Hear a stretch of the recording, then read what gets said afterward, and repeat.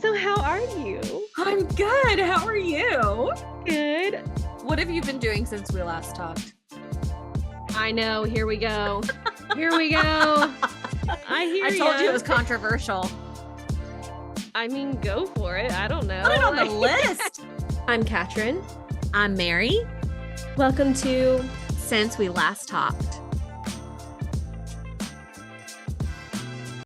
How are you? I'm good. What have you been up to?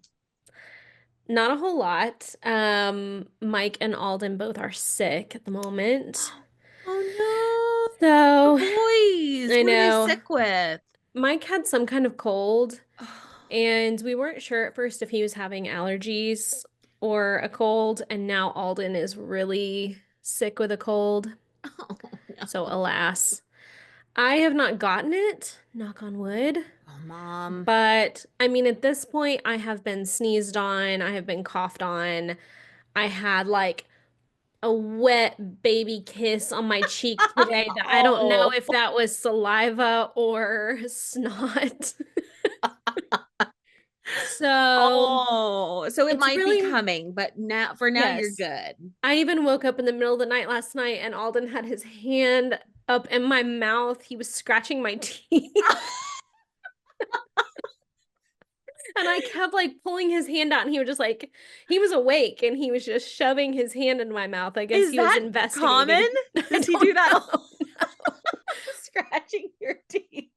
He just was like investigating my mouth while I was asleep. That is so funny. So really, it's only a matter of time before I come down with it. You're sharing germs. You're sharing all Yeah. kinds of stuff.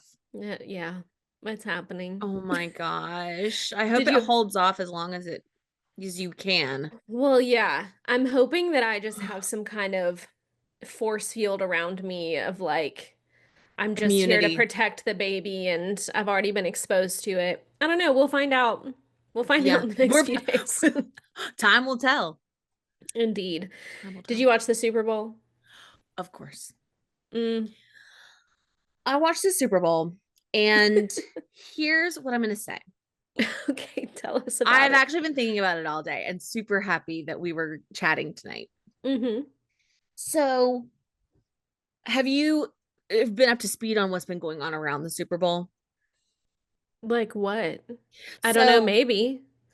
there's a few different things. So, first of all, Travis Kelce was Uh-huh. asked I did see about that. the president coming to the Super Bowl. Right.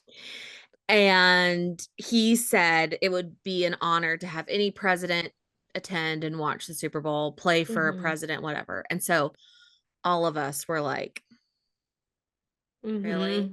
Side Really? eye. Yep. However, our hero of the story here, Jalen Hurts, Uh-huh. quarterback for the Eagles, um, really didn't comment. He was like, he kind of Right. shut it down and was like, I'm not interested in having this conversation. I think everyone knows where I stand. Like, no. Mm-hmm. Um, and so that's been like interesting because typically I'd be like, oh yeah, that's great. Go Travis. And this time Mm-hmm. the whole team has like been part of something shady pretty much. Whether it Mm-hmm. was the stupid kicker talking about women and what they should or shouldn't be doing. Yep. Patrick Mahomes, who is like a certified Trumper, his Mm-hmm. wife, who is a crazy Trumper, Mm-hmm. Travis, who's made some poor choices. It's just like hit after hit. So at Mm-hmm. a certain point yesterday, I was like, okay, I'm all in for the Eagles. We're going to hope that they win. They killed, Yeah. killed them. And Yeah. It then, was like 40 something to 20 something, right? oh, yeah. Yeah. I It didn't was watch so it, so good. I've just seen things online today, but It was a beating. It was a beating. yeah. And today and last night, people have been talking about Jalen Hurts and the fact that his entire management team are all women. Mm-hmm. And it has brought me so much happiness today. I Mm-hmm. just feel like, oh my God, this is like such a great human being that is Yeah. now like in the spotlight. This is great. And then, of course, you've got Kendrick Lamar's performance, Yeah. which was Incredible. electrifying, Mm-hmm. just so good. And the way that the entire room gasped. I mean, there were five of us, but we all gasped at once when he started singing Not Like Us, his Uh-huh. diss track to Drake, and Uh-huh. said his name like in the song and Yeah. everything. And I've been watching it all day. I cannot stop watching it Yeah. and seeing I've his seen it smile as he's like, everywhere. I know. Say Drake. I heard you like him young. Like yeah, that. oh my He just looks God. right at the camera. I know. I've And the seen that clip like a snaky million smile. times today. Oh my God. I am so obsessed with him and I'm obsessed Yeah. with that whole performance. And I think it was fabulous. Of course, the internet's Hmm. divided about it, but if you get it, you get it. If you Right. don't, you don't. So, like, Right. it doesn't have to be for you, but like, it is for the culture and like the people that get it. Yeah. So, I have been enjoying watching that all day. Yeah. So, I have heard all of that. So I haven't when you said have you heard what's been going on around the Super Bowl, I was like, I don't know. I'm not like up with sports. But I no, have not actually the heard game. yeah. I have actually heard of all of those situations. Yeah, I'm just very confused that like Taylor Swift is like buddy buddy with Brittany Mahomes Same.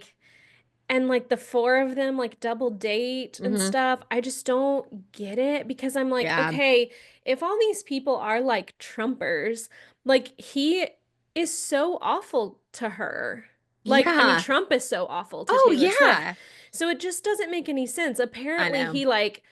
he tweeted or whatever you call it on Truth Social today he like shared when people booed when she came on screen at Yeah. the Super Bowl. Yeah. And it's just like of all the things that Trump could have posted about from the Super Bowl, and maybe he posted other things. I don't know because I'm not on there looking at what he's posting.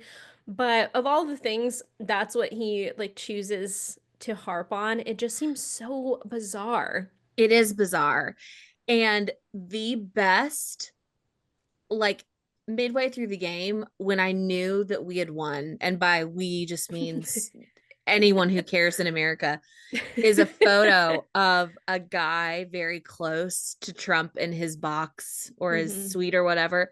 And he's just like giving him double birds, just I like saw right in his that. face. I saw that. And I was like, what an opportunity. I know. People were Oh like, if he my was that close God. to Trump, he had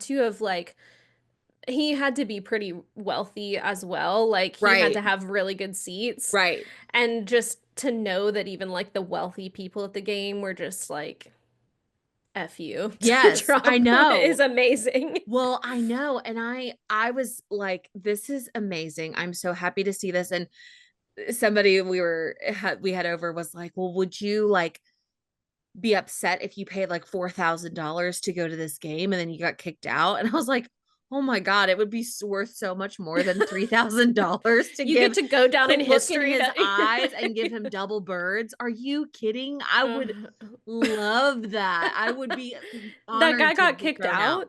I don't know if he actually did or Oh, not, but I okay, okay. assume he did. Like, I think if you're like, They may see it as like not a national security, but like a security risk. yeah, yeah, I think Yeah. that they're probably pretty panicked, but they probably should be. I think I've heard the term national security so much in the last few weeks that that would not be a national security risk, but But it would a be a security security risk. risk. Yeah, for sure. Yeah, I just felt really bad. Like the whole, like the vibe surrounding Taylor Swift at the Super Bowl seemed very off, like from the jump. Like Hmm.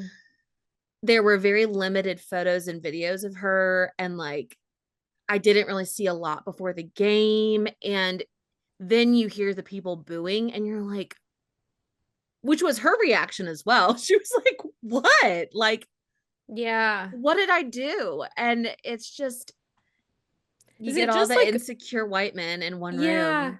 Is it It's just what it like is. football fans just like tired of her being there? Because I know it was like last year they couldn't shut up about how many times she came to games, and it's like chill out. Yeah. I think when someone like tallied up how often she was on screen for all of the Chiefs games, it was like, I don't even know, a few minutes worth of screen time for like the whole season. Right. And she doesn't know how often she's being shown on television. Right. She has Right. no idea.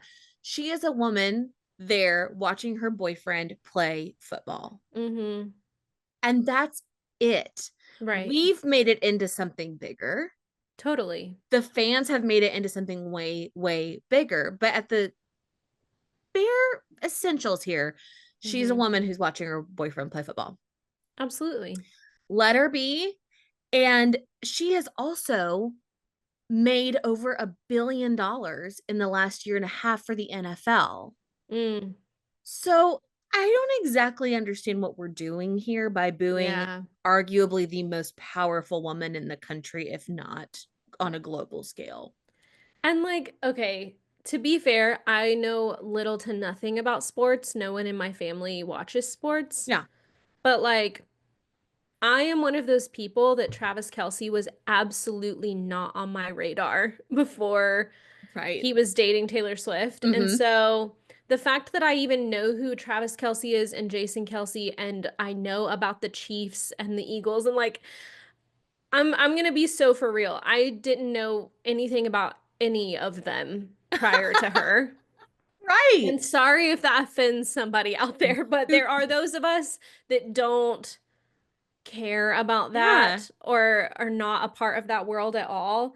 And yeah, she's put a spotlight on all of them Mm-hmm. and their teams in a Yep. way that like I know who they are now. People that don't watch football or care about sports know who they are now. So, yeah, I don't know. She's also getting women and girls interested in the game. Mm-hmm. Like female flag football is spreading across the Oh, country that's like great. crazy. Like, and I mean, the NFL has like a campaign to support women's flag football. Like, the goal is to make it a varsity sport in all 50 countries. Yeah. 50 countries, 50 states. 50 states. All All 50 50 countries, countries. didn't you know? All 50 states. And I think That's that that's cool. really cool. And Yeah. I also love that right now, like, you've got referees in the NFL that are female. You've got other sports that have female referees and assistant coaches. Mm-hmm. The coaching staff is becoming diversified. Like, Yeah. it's really, really cool to see Yeah. as somebody who has watched football for a very long time and has noticed the lack of female presence in the sport. Mm-hmm. And I just think it's really cool when you turn on your TV and you see a female ref, you Mm-hmm. see women on the sidelines that aren't just cheerleaders, which the cheerleaders are Right. amazing and the dancers are fantastic. Right. And you've also got male representation on these cheerleading and dance teams, Yeah. which is very cool too. So it's really interesting how you see kind of both lines blurred now Mm-hmm. in the sport. There's obviously a long way to go. I'm not saying that it's like Definitely. Yeah. perfect. But I think like now that we know a little bit more about the backstory of Jalen Hurts and like Mm-hmm. his true support and allyship of women, it's Yeah. very cool. I think it's Yeah. way cool. I know I saw a clip of him saying, like, people were asking him, why have you hired all women? Like, this is a male dominated industry. And he said, I picked the most qualified people. Yeah. He Like, said period. they're the eye that I don't have. Ugh, I'm like, that's amazing. I might be in love with you, Jalen For Hurts. real. I may For just real. be in love with you. Yeah. Yeah, it's really cool. I think it's a general vibe now is like very Yeah. positive in the sports world. Like, I think people are like the right team won the Yeah. Super Bowl. And they are a much better team Yeah. than the Chiefs.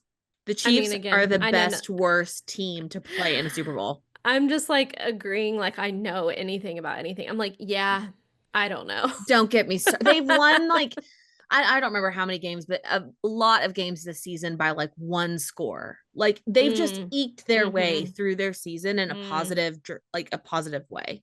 Yeah. Well, I could talk about it. we would have watched it. We typically do watch it like at a friend's house. A friend always hosts every year and we usually go over there to watch, but with Mike and baby both being You sick, we were were like, ill. well, You got sick boys. yeah. Well, like we were like, we'll catch the highlights of the halftime show, and oh my gosh, that is like all the internet can talk about. Also, can you imagine that a diss track about yourself would win 5 Grammys and then be a part of the Super Bowl halftime show? Can you imagine what that would feel like? Oh my gosh. Like, when has a diss track on that level ever won the kind of acclaim and awards that Not Like Us has won at this point? Like, Like I don't even, legitimate Grammy awards. yeah, yeah, 5 Grammys. I am Unreal. obsessed with it. I love it. And, Unreal. next to the Chiefs, the next biggest loser of the night was definitely Drake. I mean, people today are like, somebody check on him. Like, is he okay? Mike And was saying that he's like suing Kendrick Lamar's label, but it's also his label. So he's like suing his own label. I don't even know. it's silly. But yeah, that's wild. I can't imagine. Well, I and can't I imagine. had it. I mean, the whole thing, when the beef was like really going on, I had a front row seat because Aaron was like super into it. Aaron loves Yeah. Kendrick Lamar. Yeah. So he was playing each track as it was coming out because it was coming out Hmm. in rapid succession. Like it Right, was coming right. quickly. So I heard Not Like Us and I was like, this is an incredible song, whether it's a Yeah, diss track or not. Like, this is a great it's a song. great song. And it was in like my, well, he's controversial. I'm an Apple Music girl. So Okay. it was in my Apple Music Wrapped of Yeah, 2024. nice. I love that song. Now, I do think I like Kendrick Lamar as a person and his music, and I Yeah. think that was probably the only song that I really knew and was like Mm. very excited to hear, Mm-hmm. except maybe the songs that he has with SZA that they sang together. But Right. I was like, this is what people are sitting and watching for right now. Yeah. Yeah. And it I was mean, cool. like Humble is a great song. Oh, I'm Humble's a great song. but Yes, I forgot that one. he has so many great songs. But yeah, the hype people had around him playing Not Like Us was crazy. But I I just loved can't. it. I would love to be a fly on the wall wherever Drake was. Oh my God, I Like, know. I know. And to some degree, he must have known it was coming. oh, sure. But I feel like Maybe. in some ways, I think that the Grammys probably hit harder because Oh yeah. there's like people in the music industry saying like, no, this is like acclaim worthy. This You is know like what I a mean? great song on Yeah. every level. At the Yeah. highest level, this is a great record. Yeah. So that would be a heavy hit for sure. Absolutely. Mm, I love crazy. it. I'm here for it. Crazy, crazy. Oh gosh. I don't know how to transition into a topic I don't after either, that. but I will say that I have done a little research. Oh, okay. I just like to make sure that I'm I love it. fully there because I don't Yeah. I being caught unprepared for me is like definitely being caught with my pants down. Like I don't like to be unprepared. Yeah. And I was really fascinated to read more about our topic today Mm, because I feel like you and we may have been a little young to kind of see this hmm begin, but we definitely were impacted and saw from varied perspectives and at hmm different levels the way that this impacted us and people around us. hmm And I was like really taken aback. And so, our topic today that we're going to be discussing that we've talked about is the topic of purity culture. Mm-hmm. and how that has shaped, especially women today, men But too. I but mean, yeah, men as everybody, well. Yeah. men as well too. Yeah, I mean, you got different folks involved. I think women most often bear the brunt of Mm-hmm. any type of sexual shame out there. Um, but this is one of the topics that we early on discussed and kind of at the beginning of the idea of the podcast put on our list for sort of towards the beginning. Um, so it's definitely one that feels like very brave to dive into, but Mm-hmm. I think it's important. And I think that maybe while not as prevalent today, you still see the lasting like ripple effects of Definitely. the impact of this movement, if you Mm-hmm. will, that it still has today. Yeah, I mean, it is a heavy topic, but I think that like there's still a stigma around sexuality. Obviously, there's a stigma around sexuality when it looks different than heterosexual sexuality. Yep. Like that's very prevalent at the moment, and has been a topic of conversation for a long time. But, you know, you can't ignore the fact that for a long time, there was this stigma Mm-hmm. around talking about sex, Mm-hmm. acknowledging sex. Like, I feel like, well, and maybe you have the data on this, but Mm, I feel like it's really interesting to look at like the 60s and 70s and like the free love movement. right. But then when you get to the 90s, you Oh yeah. have purity culture. Mm-hmm. And I mean, maybe I'm jumping the gun here, but it just seems like the AIDS epidemic, perhaps, and the 80s Reagan era Yep. played a role in that. Yep. I don't know that for certain because I have not done research on it. Yeah. Yeah. It was definitely a key piece of what I was reading, especially the Reagan era of the Hmm. 80s and how it Hmm. tumbled into this movement that was really like you see the culmination of the political landscape in the 70s and 80s really culminate in Hmm. the purity culture movement of the 90s and you see it like really come to life. Yeah. But it was all leading up to this grand culture surrounding abstinence and Hmm. abstinence at a cellular level. Don't talk about it, Hmm. don't do it, don't tell Hmm. anyone about it. Yeah. It was just abstaining from everything surrounding the topic. I feel like we very much had the kind of, at least this was my impression growing Mhm. up in the late 90s, early 2000s, that like in school, even when we had health classes, it was like, don't even look at a boy or you're gonna Yes. get Oh, yeah. pregnant or you're gonna get an Absolutely. STD and you're gonna die. And like the whole Yeah. joke in Mean Girls of like the PE teacher being like, you're gonna get pregnant and you'll die. Yep. Like, I feel like I actually had that class. Absolutely. Like it was a joke, but it also Absolutely. wasn't. Like we lived that. I don't Yes. know what health classes are like today, but that was certainly how it was shown to us, even in an academic sense. Yep. Like we had health in eighth grade, which Hmm. taught like basic, I guess, like anatomy and like how things work. Yeah. We went a little deeper into it in ninth grade health Hmm. class, but that was still, it was like they were showing us examples of diseases and That's like what I what was going they to would say. look I like. remember really getting into the weeds of like, this is what herpes looks like Yeah, on your body. And I was like, oh my God, right. this Which doesn't like, feel like something I should be looking but at. like it is educational, like Yeah. good to know if you're getting ready to like be intimate with someone and you need to be able to identify if everything is like looking Yeah. healthy.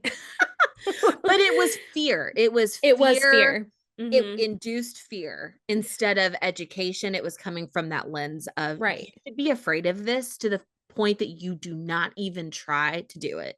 Right. Like there was no You shouldn't want to do it. right. There was no like, hey, sex is a part of everyday life. This is a part of like biology, this is how the Yeah. human race continues. It was never taught like that. It was like, here are all the dangers. Do not do this. Yeah. Which, you know, uh, in a way, I feel like we kind of need to like start in the beginning. At least I feel like I could backtrack even before that of like my first conversations surrounding sex Mm-hmm. were really it it was conversations happening in church Yeah. at a much younger age. Yep. And so I had this idea in elementary school, mind you. Mm-hmm.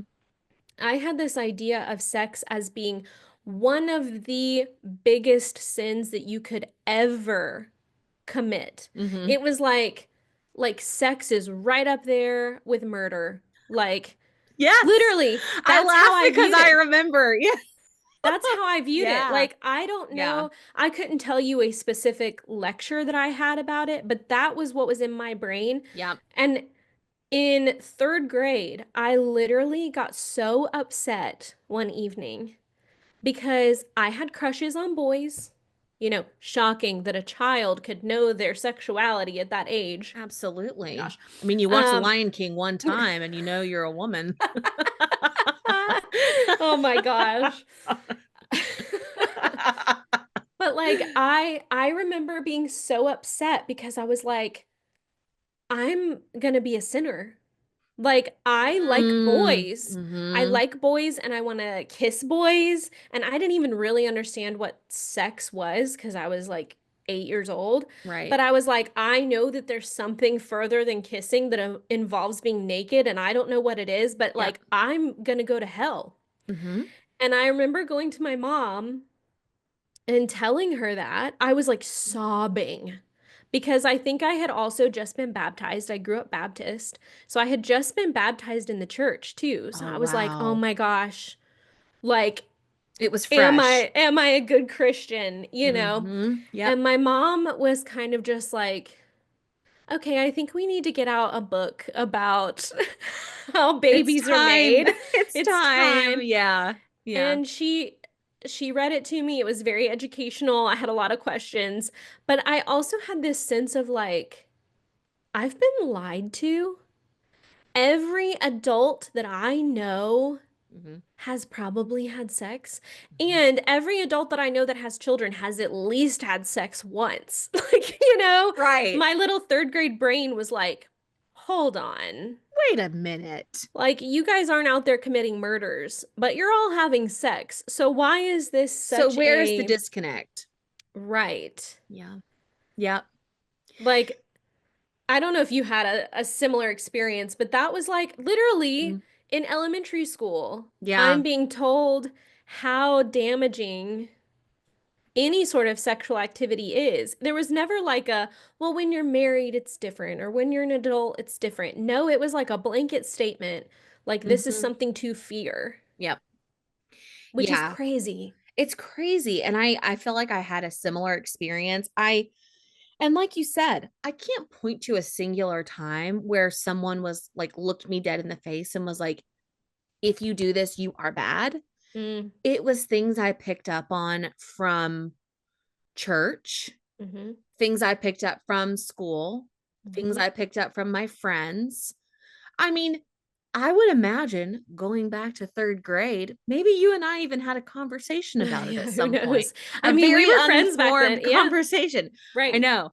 Like, I can imagine you being upset with your beautiful long blonde hair Oh my gosh. and being so upset about it because I put myself there too. Hmm And I will say, as someone who grew up in the Methodist church, it was just not spoken about at all. Mm, It wasn't even like it's a sin. No one talked about it. Like it yeah. was a non-starter. No one said anything about it.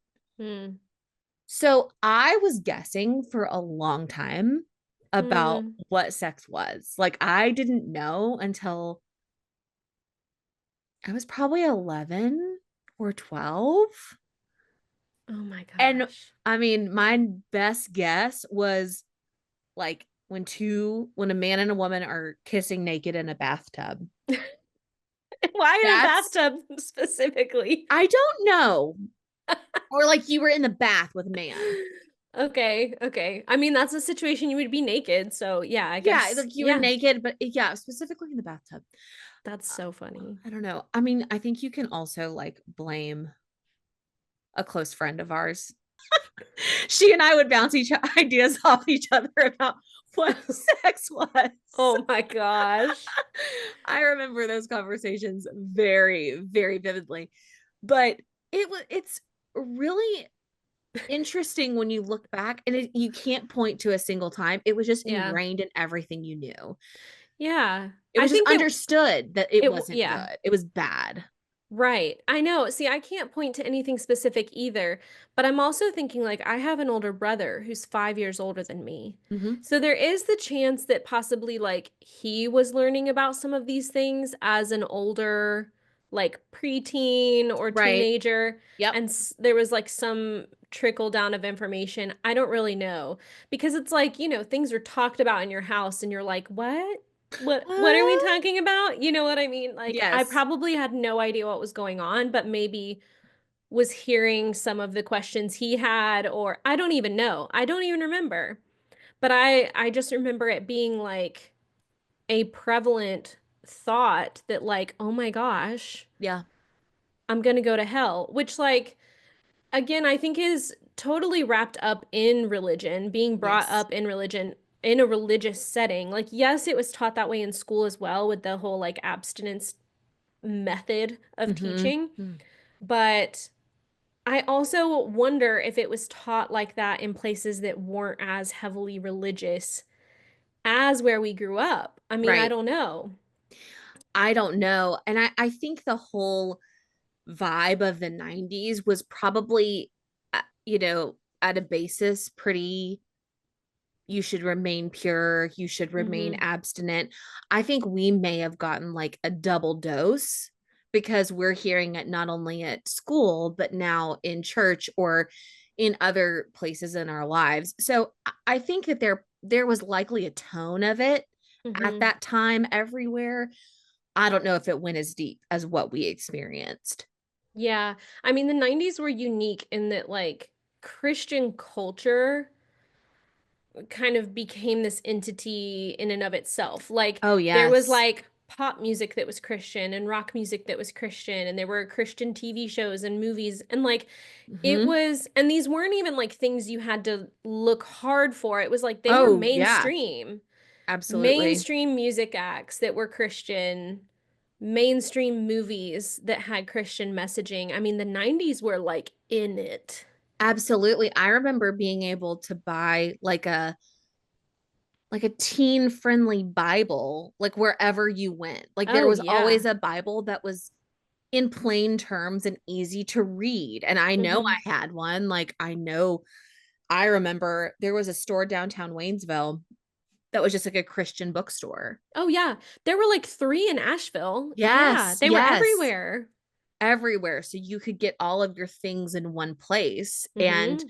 whether it was books or toys or Games. get Yeah. absolutely it, if you wanted it, they had it. And it was Hmm. very, very popular Yeah. among a lot of people that I knew. Right. Right. And like I just feel like with that being such a big part of culture and having this idea that like especially having sex outside of marriage Mhm. was so sinful. Yep. Like yeah, either it was taught to you of like this is something that you never ever ever do, like if you're a girl you should be scared of boys kind of thing, Mhm. or like you said it was just like never brought up, like let's just not quite answer that question or Yeah, whatever. let's keep pushing that as long as we can.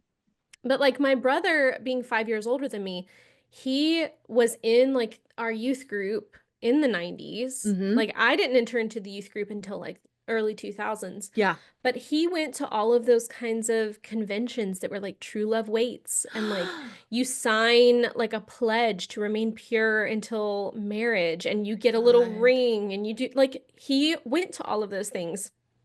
Not because my parents necessarily wanted him to. My parents didn't really buy into all of that, but Right. the youth group was doing it. The church was doing that. Yep. And Yep. he and I have talked about it because he definitely got hit harder with that kind of messaging.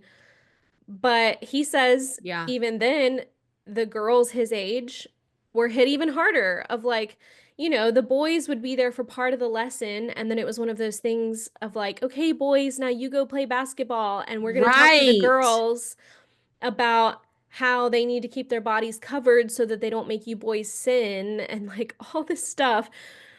And Oh, yeah.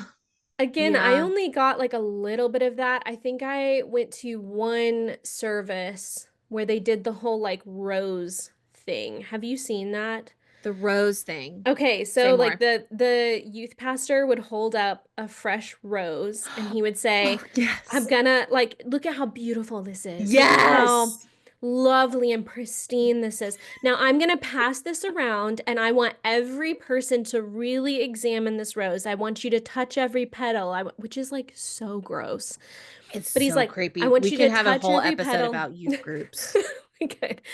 Touch every petal, examine it, really look at it, adore it, whatever, and pass it to the next person. Oh, And so he goes on to like give his whole little sermon spiel yeah. thing. And then at the end, he would be like, okay, where's the rose? And someone in the back would have it and they'd pass it forward. And it would just be like a mangled mess, like Right. so discolored. Cause like roses are really sensitive anyway. So, like, all these Yes. Oh, people yeah. handling it, it was like already wilting and missing petals and like just looking a hot mess. Right. Right. And he would be like, you see what happens when all of these people have a chance to touch you and like how Yeah. damaged you get. Yeah. I oh my gosh. I only went to one event that had that kind of messaging. Hmm. But I've heard of pastors doing that with like chewed gum as well of like they'll be chewing some gum and then they're like, who else wants to chew this? Oh, you don't want it because it's used now? That kind. Oh Oh, my God. That is would freaking wouldn't you creepy. want a fresh piece that hasn't been chewed? Crazy. I mean, there Crazy. is something almost criminally sick Yeah, about the way that people chose to prove that point. right. And And when you're talking to impressionable oh kids my too, God, we're preteens, soaking everything teenagers. up. Everything Hmm. that an adult says to us is important at that age. Hmm. And you think it's right, especially when you're in a place like church, Right. especially when you're in a place like school where you're supposed to be able to trust the adults around you. Hmm. There is something I think really, really wrong about the way that that is taught to children and to young adults. I think that we've got a real issue with that. And I wonder if it's as prevalent as it was then it is today. That was a weird way of saying that. But I don't have like an in to know Yeah. like what are kids like learning in school and like what's being taught about sex in other way like areas, Yeah. like in what Well, other organizations do you learn about it, if any? right. Well, I know that there has been a lot of conversation around like talking about consent with young people and what that means. Yeah. Because here's the thing with abstinence teaching, you're not actually teaching them how to have a healthy sex life. Like No, no, you're you're not doing quite the teaching. opposite. Right. You're only giving them hangups and like things to stress about in their life instead of saying, like, okay, this is something you will encounter. Mhm. Here's how to handle it Yep. and why consent is important. But like, there are so many parents that don't want their kids learning about consent because they're like, well, that is like giving them the okay to have sex. And no, it's not. No. No, Also, you're missing the plot here, parents. like abstinence teaching does not prevent your child from having sex. Absolutely not. People I knew from church who were also getting the same education that I was in school, some of them were having sex in middle school. Sure. And if you're not teaching your child how to be safe or what consent looks like or, Yeah. any of those things, like your child could still be out there experimenting or encountering things without your knowledge. In a And if, really, an even unhealthier way. yes, if their only baseline is sex is bad and they're like, well, oh well, I'm gonna do it Oh, it's anyway. really bad, huh? Yeah, Like, yeah. Then they have no legit knowledge yep. going into a scenario like that, which is really terrifying.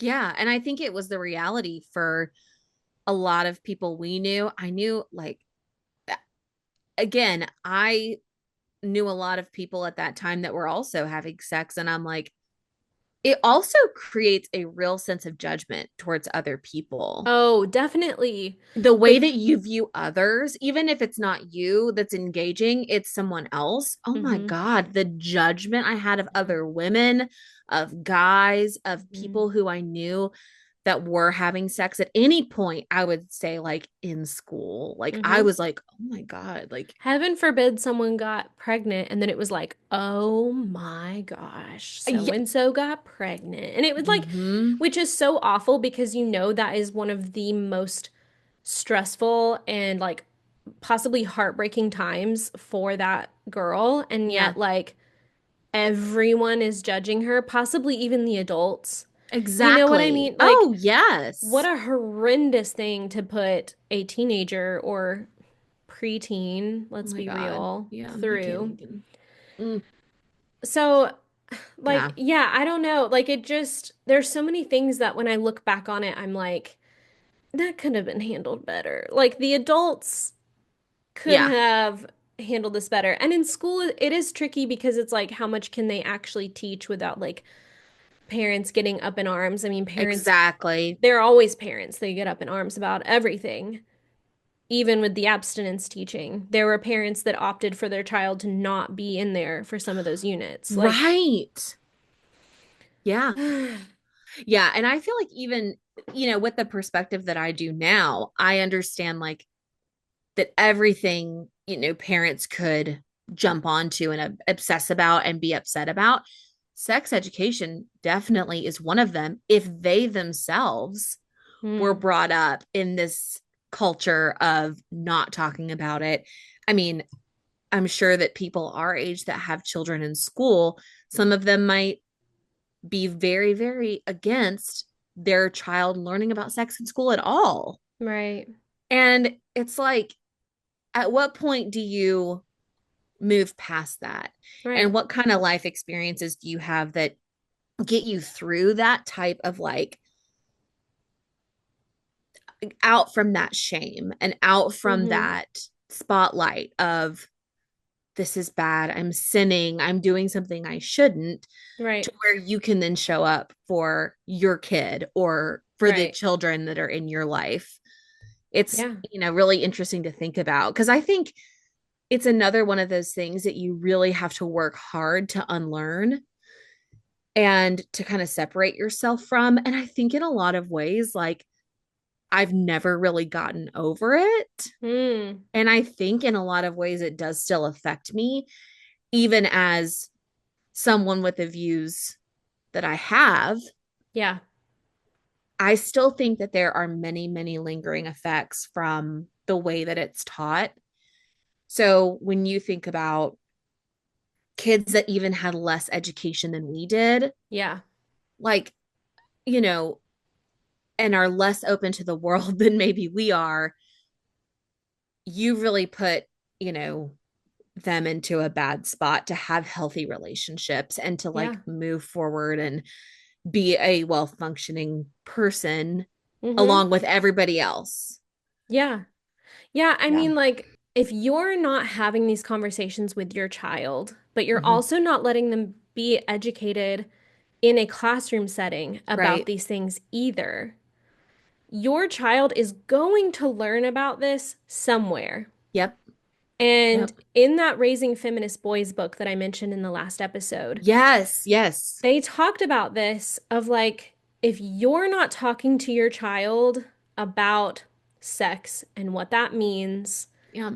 they're going to learn about it from friends, or they're going to learn about it from media or from porn or Yep. whatever. Yep. And things will be normalized for them that are not healthy. Like, Mm-hmm. if your child is only learning about sex from like pornography, they can have a very warped view of what a sexual relationship looks like, or what Yep. consent looks like, or what passion looks like. I mean, you name it. Absolutely. And it made me think about like you've seen Euphoria, Oh, right? yes. Okay, Absolutely. Big fan. in one of the earlier episodes, there's like Sydney Sweeney is like having sex with her boyfriend, or like they're about to.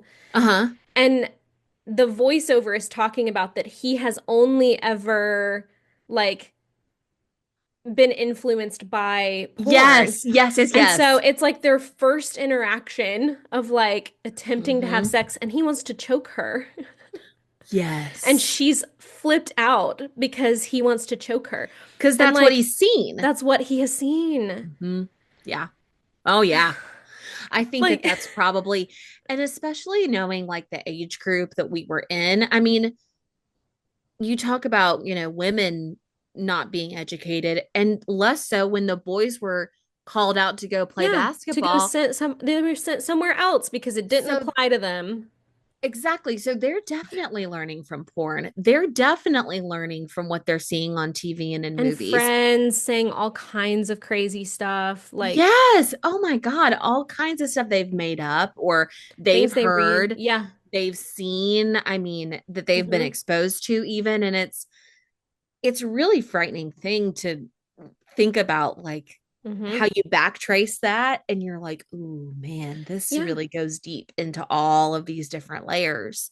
Yeah. I saw a post of a woman like making fun of a Reddit post that was clearly written by a man, but it was like, or a young boy, who Mm. knows? Hmm. But it was like talking about how female pleasure wasn't real and not something you actually had to consider. And it's like, okay, somewhere along the lines, this person who's writing this and sharing this information with the masses Yep. has been misinformed. Yes. And so, again, when you have teaching that is purely based on fear mongering and diseases, which are all important things to know, 100%. but if you're also not teaching that, like, yeah, no, a woman should experience pleasure during sex, Right. then you're gonna have both women and men who think it's normal when they don't. Exactly. You're going to have men not accounting for the pleasure of their partner. You're going to have women not accounting for the pleasure of their partner or for their own pleasure. Yep. And that's a problem. Then we start getting into like non-consensual territory. Exactly. Exactly. And I also think like again, if you're not educating your kids, somehow I have ended up on like ex-Mormon TikTok, and I don't know how that Oh, happened. it's one of the best things that It's TikTok has so ever given interesting. us. Oh, It's so absolutely. interesting. Couldn't agree And more. there are several gynecologists in Utah talking about how it's really strange when they have devout Mormon couples come in. Some of them will say, we've been trying for years, we can't get pregnant. And they'll be like, really? Okay, for years or whatever. And they'll start having a conversation. One gynecologist said, like, she's had multiple couples come in who have been trying to get pregnant through the belly button. Oh Because babies grow in the belly, right? Like it must be the belly button. And they just my have God. no Oh my God. Oh my concept God. of how anything works, which is not only really sad, but I'm thinking like if you want your religion to continue, why wouldn't you want Right. why would If you you not want to want breed more Mormons, you probably need to tell them how to do it. right? Why would you want like your young married couples to not even understand how biologically it works? God. That's so sad to It think is you're old really enough to get sad, married, but but you're but you not old enough to know what sex you is don't or even know how what to it do is. it. Yeah. How Yeah, crazy is that? But it is. I'm sorry I'm talking a lot, but No, no, no, get it, get it. I will agree too that I think there are hangovers for myself as well from purity Mhm. culture in that like I still feel like it's a little taboo to even have this conversation on Oh, this a podcast. hundred percent. Even though like I'm married and have a baby, like the jig is up. I Yep, yep. like I And think it I am terrified that my parents know that this podcast exists. Like, I am still like, yeah, I get hot under the collar when I think about it because it's, I don't know that they really ever gave me a reason to feel that way, but I don't know that right. they ever gave me a reason not to feel that way. Right. You know what I mean? Yes, So totally. I feel like even if I were to, be married and like having a baby, if that was, Hmm. what I was going for, I would probably still feel really almost embarrassed to Yeah. tell my parents that I was pregnant because that means that I've had Yeah. sex. I know. I mean, it's weird because I told my parents when Mike and I were trying Mm-hmm. because it took a while for Mike and Yeah. I to get pregnant. And we weren't trying to use the belly button, by the way. I mean, thank God. But it did Oh, take us a while. Like, it took us a year to get pregnant with yeah. Alden. Yeah. And so, I was stressed about it, which also doesn't help get Yeah. pregnant when you're like Sure. stressing every month. But, I talked to my parents about it of like, we've been trying Yeah. and like, I don't know why it hasn't happened yet. But like, that's still such a weird conversation to be like, I'm actively having sex with my husband in the hopes of Right. getting pregnant. Like, this is such a weird conversation. And like in some ways it's normalized in that like, they wanted a grandbaby, so they were like, yeah, yeah, get on it. Yes. But I'm like, I still don't want to talk to you I about know it's it. so Like, weird. Well, and you and I talked about like the wedding night is such a weird oh thing. my God, it's like pandas at the zoo. Like, Fantasy. you are being watched. I Hmm. imagine that is the feeling. That is how I will feel. Uh-huh. And I don't want to feel that way. Like, I don't want that on me. I Yeah. know it probably is unavoidable at a certain point, but I'll also say that, like, I have a very close relationship with both of my parents. It's not that I'm Yeah. not close to them. Yeah. It's not that we don't talk about, like, I'm pretty sure we talk about sex, about other things, but Mm. not about me and Yeah. not about them. Oh, yeah. No, I I don't want to hear about that. and I'm like, "Oh, no, no, no, no, no. I don't want to be part of this." Now, Hmm. I even had a hard time talking to my sister about it when Oh, she and I funny. were both a little older. Like, I felt very protective of her always. I Interesting. always Yeah. have. And so I was like, and like maybe she was like, she didn't feel like she could say something, which is Uh-huh. even more horrifying to me. Mm. But I really think like I have like a lot of hangups about it in even how I think about it now. Like, I Yeah. think it's something that you really have to work on to get Hmm. yourself out of the cycle of. And even if it was just like a little bit more sex positive or a little more sex present, even to Yeah. know, Yeah. I think it would have made a big difference. And so to me, like, I feel like it's important, even though I'm not going to have kids. I mean, even for like my nieces and nephews and like anyone who I would be around, like, I would not want them to feel that way. I would want them to feel open and like they didn't have to hide what they were, Yeah. experiencing, what they were learning, what they were, Yeah. all of that. I hope that that's not a situation that, anyone finds themselves in now, but I Yeah. know it happens. But that was a really, really strange thing to grapple with as a 33-year-old Mm. woman. And it's like, When at what point do we get over it? Like at what Right. point do we get past it? I don't know. I don't Right. know what Like that point is. that's the thing is like, yeah, I felt funny even talking about the romance book that I was reading in last episode. Yes. Like I felt so weird and I actually cut out some of what I said about it with like the because I was like, my parents are gonna listen to this. But then I was Right. talking to Mike about it, and Mike was like, why did you cut that out? Like, again, you're married with a kid. And I was like, I know. I just don't know like at what point it's no Hmm. longer weird. Is it like when I'm 40 or 50? Like, I don't know. When is What this not magic weird? birthday do you hit and then it's just funny now? Right. Or Like, it's just non it's a I non-issue. don't know.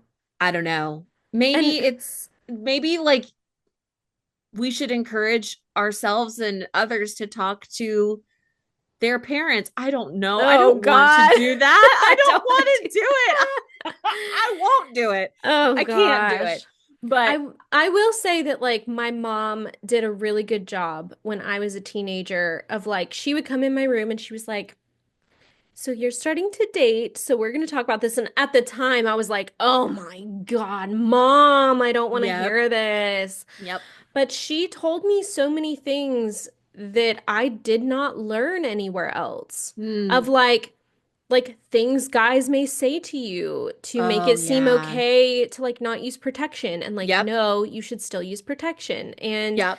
like she just prepared me for situations that again at the time I was like eye rolling because I'm like, Oh "Mom, I yeah. can't believe we're having this And conversation." that's never going to happen to me. Right. And I Mhm. was like, I'm not having sex. Like, stop it. But like, it did prepare me for instances where even I wasn't prepared to have sex with someone. And I heard those exact lines come from guys who Oh were my trying to God. convince me. And I Oh. was like, nope. I know better. I was like, I'm prepared for this and I know what you're trying to do. Like, I felt so empowered in that moment Yes. Yes. because my mom had Hmm. already like kind of laid the groundwork of like Yeah. this is still not safe. They may try and tell you that this is safe and it's not, and Exactly. And I which remember still sounds that. like fear mongering, but like it wasn't. It was very much like educational of like you need to know what this actually means, when Yep. people say certain things. And I remember there was one point when I similarly, like in middle school, like had a boyfriend and we would pass notes and Mm. there'd be a paper trail. And I feel like my mom like came across these notes in my Oh backpack my or something. gosh. And so at that point she did sit me down and say like, okay, here's things from like an educational lens of like if you don't want to do this, you don't have to do it. Like and Mm. you should speak up and say no.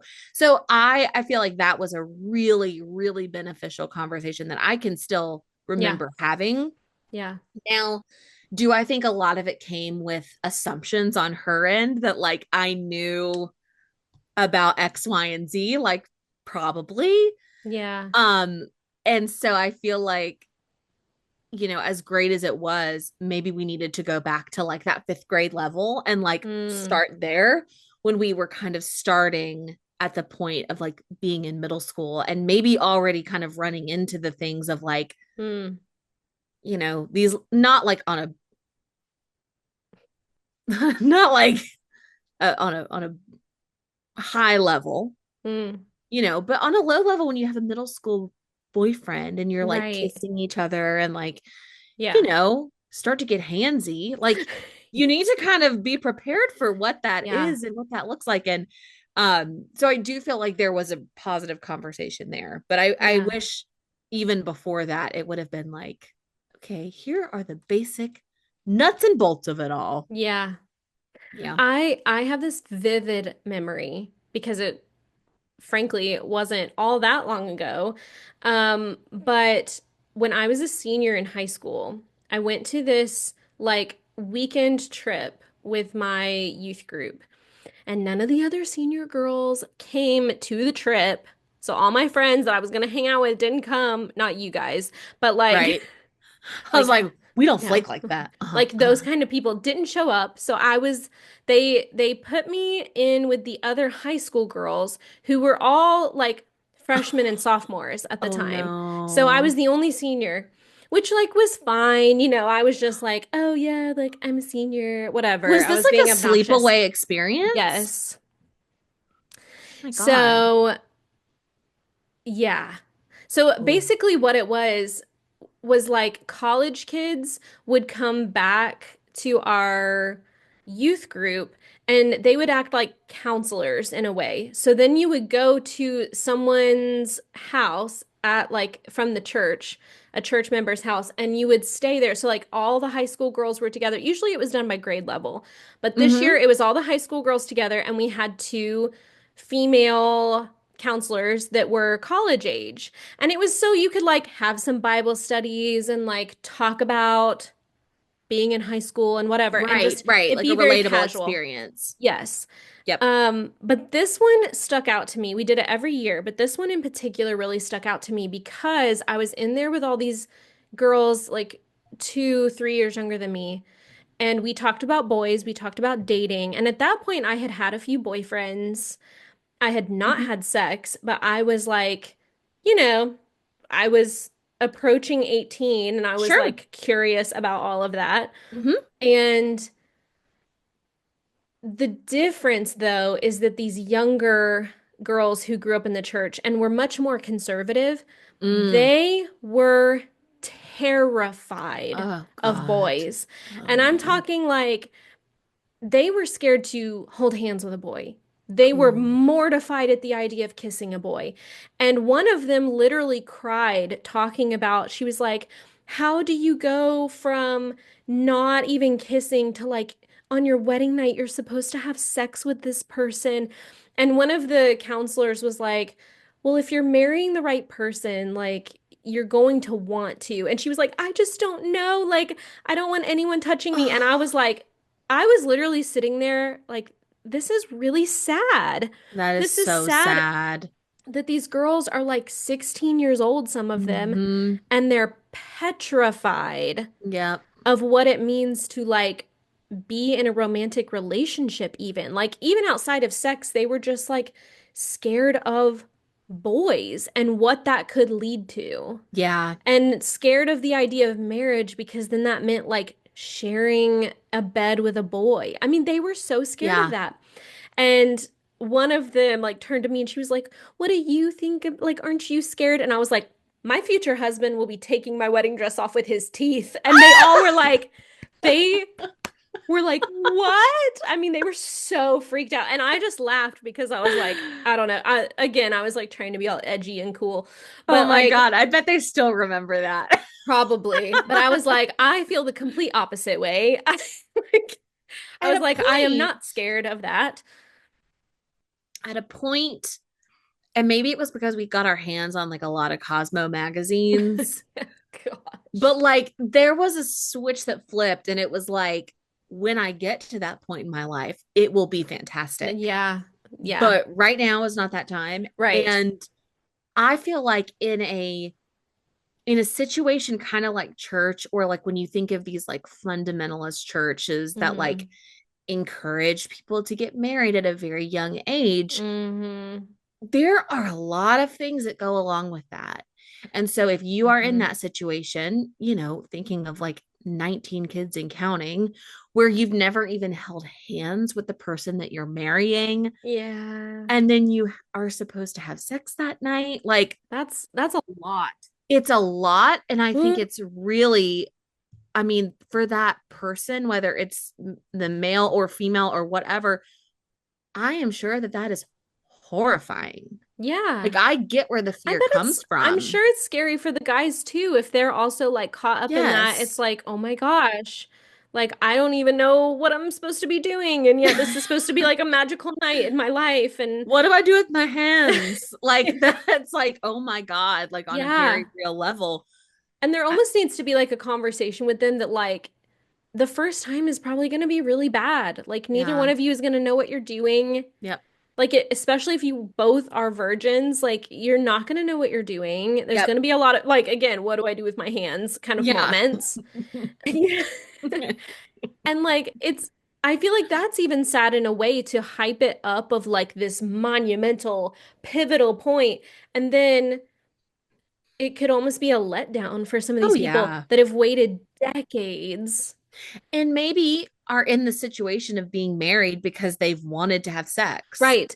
Right. I was gonna say, like, I feel like for some of the people I knew that married really young, that were very religious, I was like, I personally, I don't know, like, I don't know what they're feeling, but it Right. almost seems like they don't know the difference between lust and true love. Absolutely. Like, sometimes it just seemed like from the outside looking in that, like, oh, you just really want to have sex with this person and Yeah. it be okay. Yeah. And like you might just be lusting after them, but is this going to be a lasting situation? Yeah. And some I of think them people haven't really been. aren't set up for success. Right. Like, No. to be honest, quite a few people that I grew up with in church, their marriages haven't lasted. Yeah. And that's for a whole A variety of lot of reasons, reasons, but it still does give but you pause of mhm, like they got married really young and they didn't date a lot of people before that, or maybe anybody before anybody. that. And that's just Mhm. it does raise some questions. Absolutely. And when you were talking earlier, I think like there's also this idea of like virginity and like the emphasis that we put or have put Mhm. on it. I think like I've seen tons of TikToks and videos about like how people are actively trying to like dismantle the Mhm. idea of virginity, and because I think it does cast a long shadow on Mhm. your sexual identity and even like the way that you view yourself as a person, like, oh, like I was a virgin until I was, Mhm. however. And I think it gives people a lot of hangups and complexes about like this idea and this concept of like the first time that I had sex. And it's Mhm. like I think it's a very delicate balance because you don't want to say like, oh, it doesn't matter, like whatever. Mhm. And in a lot of ways it doesn't. And I think in all the ways that we were hyping it up to be, it didn't. Right. I think we're missing the point of saying like you should be completely comfortable and you should have an expectation of what you're going to do, and Yeah. this is going to be, the outcome or whatever. Mhm. And instead it's like, oh my god, like I'm having sex for the I first know. time, and how do I see myself after this? Like, do I feel different? Am I Mhm. different? And like it's like, Am I damaged? right, Which is so sad. right. And you, am I dirty? Am I Mhm. like, how do I think of myself now? And it's, Mhm. you almost go from like one era of your life to another. Mhm. And I don't think it needs to be that. I think it needs to No. just like be part of life and we keep moving through and we don't get stuck on one situation. Yeah. Which Um, which actually now that you're saying that, I'm thinking like in the 90s too, I don't know if this was more like I mean, this was pop culture still, but like I don't know if it was in response to the like mega Christian culture happening or or if the mega Christian culture was in response to this. But there's also like a bit of pop culture in the 90s that was so sexual, and I was thinking oh like yes, it's swung really the other way completely. right. It's really weird when you think about that, like the American Pie movies came out in the 90s, and it was all the first one was all Mhm. about this group of boys needing to lose their virginities before they went to college. Right. It could be any girl, they just needed to like pick a girl and lose their virginities, which was like crazy. And Yeah. then I don't know if you've watched Hocus Pocus recently, but we watch it like uh every Halloween. Absolutely. Have I seen it recently? And I've got it memorized. I watch it at least once a week in my own head. but isn't it so weird that a major plot point is that the main boy is a virgin? Yes, absolutely. And I think he's only supposed to be like 15 or something. And Yeah. like, but it's Uh-huh. like even grown adults are like, "Really, kid? You're a virgin?" And he's like, "Yes, oh my gosh." And Absolutely.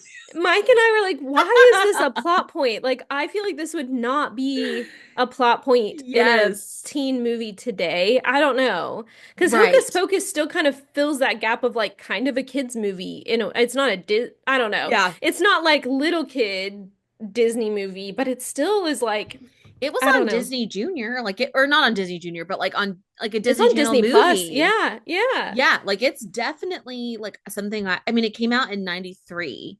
So I was probably, I didn't watch it when it first came out. I would Yeah, have I been two mean, years old. yeah, same. But, I think I probably watched it when I was in elementary school, Right. like I later know. elementary school. And Same. you look back and you're like, number one, it's pretty scary. It And is. number two, you've got this whole central idea of like A a virgin had virgin to lit the light the candle. candle. Yes. And the Oh, funny thing weird. is, when I look back and watch it now, you are like, you're in the scene where they're in the house and like he's trying to like look all Mm-hmm. cool to the girl and he's like, "Do you want to light it?" And she's like, "No, thanks." And you're like, "Oh, Oh. girl." Okay. Like I maybe that mean, was her way of saying like it ain't gonna do shit for me because I'm not a virgin. Like I right. I was like, "Oh, that'd be a great plot point for her." But they never dive into that, of course. But No. yeah, no, it's a really strange, It's so weird. like, ugh, So like like almost like why? yeah, and so I don't know if all these like talking about virginity and like fetishizing it, if Hmm. that was in response to all of the like Christian pop culture stuff that was happening, or if the Christian pop culture stuff kind of rose up as counter to how like Right. sexual other pop culture things were getting. I don't know because again, I was a child and not aware of these things, but Yeah. yeah, it's still really strange to think Yeah. about. And it's so funny because yeah, you don't know which came first. Like what Mm-hmm. was in response to what? Mm-hmm. Um yeah, and I feel like the 90s were like such a crazy time, like the duality of the 90s. You want to talk about like Yeah. two very different ends of the spectrum of like Yeah. very hypersexualization versus purity culture. And I'm sure that there, in a way, there's always kind of been that. Because I'm Mm, sure that, like, even during the sexual revolution of like the 60s, there were definitely people who were not partaking in that, you know, absolutely. that were not down for the whole free love movement. Certainly. So there's probably always kind of been that. I guess just the 90s and early 2000s greatly influenced our lives. Yeah. And there's a lot of things that I won't be teaching my son in the way that it was taught to me. Yeah. Because also kind of going back to the pleasure aspect of it, there are a lot of friends of mine that are a part of the LGBTQIA community Hmm. that they totally normalized the fact that they weren't having sex as a teen because they were so pure. And they were Yes. like, look at me. I'm killing it. I never have impure thoughts about boys ever. And it's like, yeah, you Because I'm like, super into girls. right. I love it. I Like, as love it. when they got older and recognized that about themselves, they were like, oh, like I wasn't Mm. having the same experience that everyone else was having. Like, I was not more pure. I just, I just wasn't into I it at just wasn't all. attracted to men. Or, I didn't feel like I could be open about what I was into, Right. you know? Right. Yeah. And so, you know, like friends of mine have been like, yeah, I grew up thinking, like, why is everyone acting like this is so hard? Like, this is not a big deal. Why are you And like restraining yourselves and like shaking and foaming at the mouth? Like, calm down, like, everybody. how do people get caught up in passion and like have a child as a teenager? Why would you want to do that? You know, and then Yeah. yeah, it's not until like college a lot of times when Yeah. they're outside of their little like hometown bubble that they're like, oh, That's why. I think I'm a man attracted to a man. And, you know, Yep. and then there's a whole other like breakdown of that of like, oh no, I'm creating or I'm committing a different sin now. Right. And there's like a whole unpacking of coming Hmm. out and accepting yourself as gay purely because sexuality and sex wasn't like talked about in a normalizing fashion growing up. Yep. If it was talked about in a way of like, you know, this is something that adults do, you shouldn't. And I've been trying to kind of like wrap my brain around how I would talk to Alden about it as he gets older. Hmm. And, Yeah. I don't know. I will I'm probably curious change. about that too, for sure. But like I've thought about as he is dating when he gets to that age that I feel like talking to him about, along with like a consent conversation of like what is like enthusiastic consent and like making sure Right. you absolutely want to do this and your partner absolutely wants to do this. And Yep. anytime one of you wants to stop, that's okay. That means it ends, there's Yep. no going forward after that. But I feel like there also needs to be a part of the conversation where it's like, this will be a normal part of your life Yep. someday. Yep. It does not have to be a part of your life when you are 16, 17 years old. Like Right. your It brain could be, has, right, but it could maybe be not.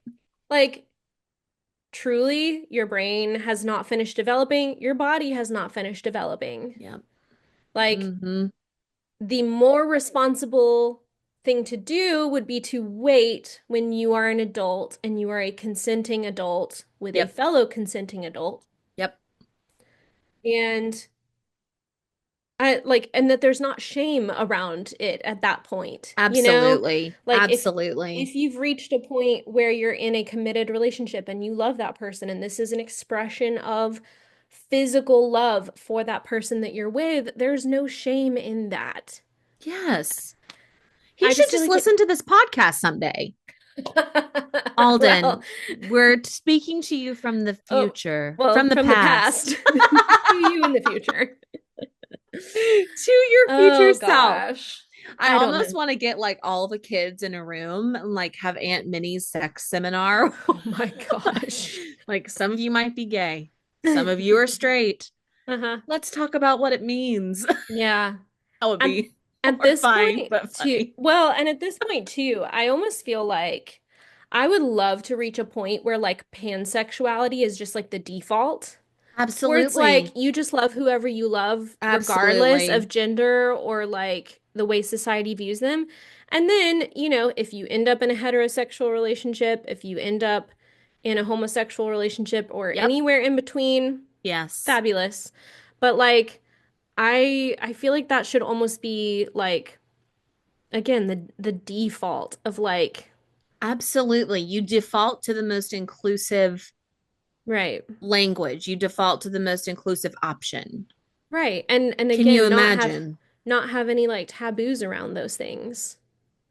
Because Exactly. again, if like heterosexual sexuality is so taboo in some circles, Can you imagine? heaven forbid anything Yeah. outside of the norm. Again, what is normal? Like, I feel like every time we talk about like what society deems as normal, it's like, what I even have is tried that? to like actively take that out of my vocabulary. Yeah. Like I try really hard not to describe things as normal or Mm-hmm. abnormal. I'm just like, it's all up in the air right now. Like Right. it's there is no normal. Like Right. there shouldn't be this feeling of shame when you stray from the norm. Right. That shouldn't exist anymore. Right. So I try to like think of it in other ways. But yeah, I mean, I can't imagine what it would have been like to kind of have a layer on top of the shame about sex in Mm. general, thinking about, being in a same sex relationship or being attracted to other women. I can't imagine the kind I of know. emotional toll that would have had on me as an individual, Mm-hmm. especially just kind of knowing where I sat with kind of this weird, Mm-hmm. cloudy perspective about sex of like, it is like a storm approaching. Yeah. It is to be feared and sheltered from, and you should avoid it as for as long as you can. Mm-hmm. And then you add layer upon layer, and it's like it feels even worse. I know. But again, isn't it weird to be like both of us 33 and still feel this like shame around it? Like I feel like Yeah. that in itself proves how ingrained these beliefs become when you're taught them from a very small age. Yeah. And our parents weren't even that conservative. No, and I'm saying That like like we were like kind of I don't even there were think. much more conservative people that we knew. Oh, absolutely. And I don't even think a lot of my beliefs surrounding this came from my parents. Right. I feel like, again, my parents, anytime I had questions, they were very upfront. They Mm-hmm. were like, yeah, we can talk about this. I'd rather you hear it from us and like we can explain things. Yeah. Um, yeah, I mean, I do not view my parents as like having a hand in like the weird perception that I had of sex growing up, Mm-hmm. but I don't even really know where it came from. I don't know if it purely came from church or from school or from peers or just culture in general. Right. But yeah, there was just I mean, again, we're talking about we grew up going to school and like dress coding being such an intense thing Oh my of like God. we couldn't wear tank tops that were skinnier than 3 fingers wide Yeah. or we were going to be distracting the boys. You I know, you mean, had to, I mean, I remember going to school and like being like having anxiety around like, is my skirt long enough? Is my dress long absolutely. enough? Are I my just shorts didn't wear long enough? I just didn't wear skirts to school because I was like, I have really long legs for my torso, and I was like, it's Mm-hmm. gonna look short on me, and Right, I'm gonna right, get dress coded for this. right. And it just It like you just have wasn't this worth it. inherent anxiety because someone decided what was going to be sexually distracting. Mm-hmm. Yeah, It's so crazy to think about now because I feel like younger generations just do not accept that. I know. They Which do good on not them absolutely. Oh because my it God. really What a didn't make any feeling that sense. must be. Yeah. Like when you think about the fact that I was like, I mean, you too, but like we were in PE class in high school and there was like discussions about how long our PE shorts needed to be appropriate for school. And then after school, we're going to dance where we're literally in tights and leotards Yeah, with male dancers and male teachers and it's like it absolutely. wasn't a problem. Just like Right. don't be a creep and it's not a problem. If Like you're not creepy, no one feels weird about it. right. Sometimes I feel like those kind of restrictions, especially on young girls, have less to do with boys actually like being distracted by it and more to do with like the adult that's like, this could be a problem. Like, Yeah, or maybe right. you're just a creep. Like maybe there's Maybe maybe you're there's the no problem. problem. Maybe Yeah, you are the problem. right. Maybe That you should that would stop be sexualizing middle school and high school girls. yeah, that'd be a good idea. Yeah. I don't know. Crazy idea. No, I Crazy thought. agree. I agree. And I remember kind of on that topic, kind of thinking like having a really interesting discussion with my grandfather, who I was very close to, about Mm. um the idea of like wearing a school uniform or not, and like what the Oh. pros and cons of that were. Mm-hmm. And, I was like, oh, I would hate it. Like, I couldn't wear my cute clothes. Like, that would be awful. And he was like, well, think about it from this perspective. Like, it kind of is like the great equalizer and like one's Mm-hmm. on the same level. And then you don't have to worry about like, is my skirt long enough? Are my shorts long enough? And I Yeah. remember that having that conversation and like really like opening my mind up to like, oh, like Yeah. there's a whole other thing here. But And it takes out like poor kids not having the latest exactly. styles and yeah. Exactly. Everyone, it's a no judgment. It prevents class issues Mm-hmm. within, school and what that looks like. And um I feel like I I wonder about like our experience being different if we had gone to school with like uniforms, Yeah. because I also know a lot of people that I've met later in life that all wore school uniforms. Mm, Like that must have been so different. And like yeah, that was never even a topic of discussion right. in our lives. Like we never had to consider that. Personally, I think a school uniform is chic as hell. And It makes I me think of love, private schools. absolutely, Yeah. I love the idea of an embroidered polo. Oh my God. Can I get one? I do have one now. Yeah, I'm I've sure got, you do. Yeah. I've got a couple. Yeah. But I mean, you think like the grass is always greener, right? Right. But that is something that, if everybody's in like the same t-shirt and pants or whatever it is, like Yeah. you take out that anxiety, but also does it stunt children Mm. mentally? Who knows? Like I could totally see the benefits of it. I know me as a teenager probably would have hated having a school uniform Yeah. purely just because I did not have a preppy aesthetic. So if I had had to Yeah. wear like pleated skirts and a polo every day, I would have You wanted to would have die. rioted. Yeah. But I can totally see how yeah, there are definitely pros to it of like Yeah. putting everyone on the same level as far as Mm, like what you're wearing to school. You're not having to worry about having the latest, greatest outfit, whatever, exactly. keep up with the popular kids. Like, no, it's just, I'm which wearing I my remember polo. too. I remember too, like those holy jeans that everyone wore. And some girls would get Yes. dress coded because the holes in their jeans came up too high on their We're on their thighs. thighs. Again, quit being creepy. Right, right. You're just like finding things to pick out and making yourself look like the creep, Mm-hmm.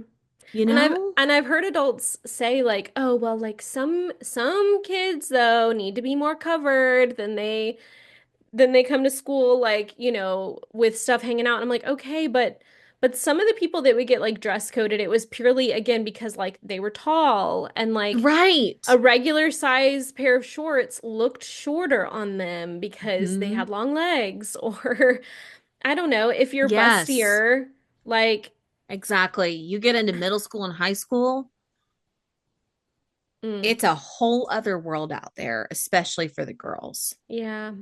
Oh I my know, God. and I guess to come full circle, it makes me really sad when I think about how many people are adults now and still have some kind of shame around their body or shame Mm, around desires yep. or their sexual relationship or Yep. whatever. I mean, there is a level of like body acceptance that I feel like everyone should find in order to just have like self-esteem. I don't know. Absolutely. Like, To have a baseline, yeah, to even have like be able to approach things from like not like a negative self-image, right. And when you're just a constantly truthful, honest self-image. when you're constantly telling impressionable young teenage girls, preteen girls, that their body is a distraction, that their body is something to keep covered, that it's dangerous, that it's going to cause them to sin and other people to sin. Like, I think that kind of messaging is harmful. I don't It's think very that there's harmful. I don't think that there's a way to spin that to say, no, that's a good lesson to learn. They should really internalize that. Like I just don't Absolutely. I don't see it that way. Like maybe being like sex positive makes you uncomfortable and like Yeah. let's unpack that. Maybe that comes from years of your own repression. Right, But right. but Right. I just don't think this narrative of being like ashamed of literally the way the human race continues to populate the earth, Yeah. I don't get the narrative of having shame around that and like telling our children that it's like this taboo or acting like it's a taboo around our Yeah. kids. Not that you have to talk about sex all the time and you shouldn't like talk about sex all the time with your kids, but it's still something to have a discussion about when they have questions and There's a to time and there's place. a time and place. Yep. Totally. Absolutely. And I would just encourage everyone out there who still has, a purity ring around their Oh my brain, goodness, around their brain. you just take that off because you're probably not wearing it anymore. We hope. We hope you can shed that Oh my and gosh. really accept that you shouldn't be, shamed of any part of your life, No, there's no especially that. shame. There's no No shame. shame. There's no shame here. There should be no shame out there. Absolutely. We welcome we Absolutely. welcome everybody. We We're do. not going We to shame do. you. No, we're going to shame you if you try to shame others Yes. publicly Yes. and Publicly. and scathing, shameful. But if you're cool with other people, we're cool with you. Yeah, That's how there it you go. goes. There it goes. What a way to end it. Oh my God. Oh my God. It's so funny. Do you have anything else you want to add? No, no, I Okay. don't. Because I'm starting Okay. to get like clammy. Clammy. Oh, Like you're I'm getting hot. nervous. I'm like, Oh, why? because I still think about myself as a 13-year-old. You're nervous to that we're talking about this in No, I'm public? not. I feel like I've sat with it for so long that I'm like I definitely gonna talk to Nikisha about it, my therapist. Oh my gosh, Nikisha. Nikisha, my girl, she and I are buddies. Oh We my just yap. gosh. No, I mean, I'm sure we're not the only ones who are still trying to like unpack our own feelings around all of this. Right, right. Because again, I think it was such a part of society when we were growing up. There are Yeah. people older than us, probably younger than us as well, that grew up hearing these same things, Oh having yeah. the same fear instilled in them about dating and marriage and sex and all of the above. And I don't know. I think if anything, us talking about it can, in some ways, maybe break down some of those taboos and Oh yeah. border or like I don't know, barriers that people have put up in their own minds when it comes to talking Yeah. about these things. And I wonder, like, whenever we were talking, I was thinking, like, what kind of messaging were our parents getting about this when, Mm, in the 60s, in the 70s, in right. this time where, culturally we were in a very different place as a country. What were kids our parents' age being taught about it? And it kind of makes me Hmm. want to ask and be like, Yeah. in response to episode 4, we Right. want to know, like, what you were like. Maybe we'll have a couple glasses of wines, Yeah. like wine with our moms, and like say, Well, I did talk what to did my you get mom. sex education? I did talk to my mom fairly recently, and this was not necessarily about like sex education, but we were talking about the church, and she said that when she and my dad had me and my brother in like the 80s and 90s, that if you were not someone who was like a swinger or you like didn't want to partake in drugs, Mhm. you went to church. Right. So like to find a community of like-minded people Yep. that were in monogamous marriages, that were raising children, that weren't out partying every night, Mm-hmm. they found that community in church. And whether or And not they really felt connected to the religion of it all kind of I think came they did. secondary. Yeah, I think they, I mean, my parents definitely did feel connected to the religion of it all, but I think that the community aspect of it was a big draw for them. And Yeah. so, if you're looking at that from like a cultural lens of like, maybe there was this kind of dichotomy of like the Christians that were happily married and raising kids and being the family unit Right. versus the like free love hippies that were out there doing drugs and having orgies. Who Absolutely. knows if that's like based in reality, but that is probably the narrative that they were getting Mm-hmm. about society. Yes. And then the reason I brought up Reagan at the beginning of this is that Oh, like, Jesus. you Ron. we're on a Damn are you. you on a first name basis? I feel like I angry talk him a lot of times. I Mm, blame him for a lot of our hangups yep, today. yep. But like you have the AIDS epidemic and it Yes. scared so many people of like Yes. this is the punishment. This is the punishment for Oh my like God. having sex in like all the cities where people are having gay sex and having orgies and all this stuff. And I think that Oh my that like God. lingered for a lot of people. They didn't want that for their kids, so Because it that's went, really easy to believe. I know. So It it is like so easy to believe that. it swung so far the other direction of like, I don't want that for my child, so I have to make sure that they don't have sex with anyone outside of marriage. Because I'm terrified that they're going to get AIDS. Yeah. I think I so don't too. And know. I think Bush was a major part of that too. That in the research I did, it referenced Bush the first a lot Mm. in the early 90s of like, oh, and then you have Clinton, Mm-hmm. who's getting blown by every intern around. My Like, gosh. give me a break. Like, very different, Yeah. that is kind of like an illustration of the Mm-hmm. times. Like, you've got George Bush, Mm-hmm. who is like devout, no sex, no drugs. Mm-hmm. No. And then you've got Clinton. Mm-hmm. And that Who was a publicly cheats on his wife. sexual Yeah. revolution. Mm-hmm. Like oral sex became a thing in the 90s because of Bill Clinton. I mean, I'm sure it was a thing It was a before. thing. But I think it was a thing But that people talked about more and it yeah. became more of like an expectation. And like Mm, there's all this conversation around like, you know, just in general. So like yeah. I feel like that in itself is like already a crazy range of like Mm-hmm. Bush, you got George and Barbara, and you've got fucking Bill Clinton, Uh-huh. who was practically an animal, Oh my gosh. like roaming around the wilds of Washington, D.C. Oh my No intern gosh. was safe. Oh my God.